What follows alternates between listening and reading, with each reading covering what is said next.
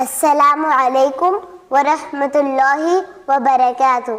वालेकुम अस्सलाम वरहमतुल्लाहि वबरकातुहू। भाइयों और बहनों, इंसान मिट्टी से बना है और मिट्टी में ही वापस जाना है।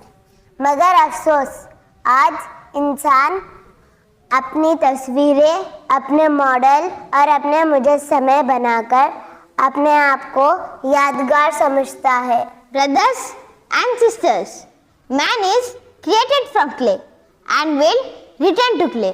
But sadly, today people make their pictures, models and statues thinking they are creating a lasting memory.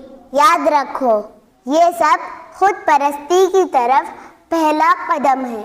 यही बीमारी फिरौन को हलाक कर गई। यही गुरूर इब्लीस को मरदूद बना गया।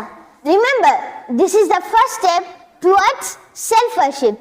This arrogance destroyed Firaun, and the same pride made Shaitan accursed forever. असल यादगार ये नहीं कि हमारा मुजस्समा खड़ा हो, बल्कि असल यादगार वो सजदे हैं जो अल्लाह के लिए किए गए, वो नेकियां हैं जो इंसानों के लिए की गई।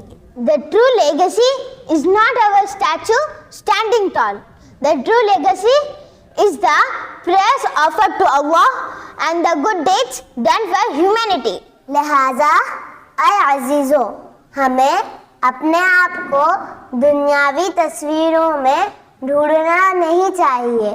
हमारी असल पहचान आजिज़ी, नेकी और अल्लाह की बंदगी में है।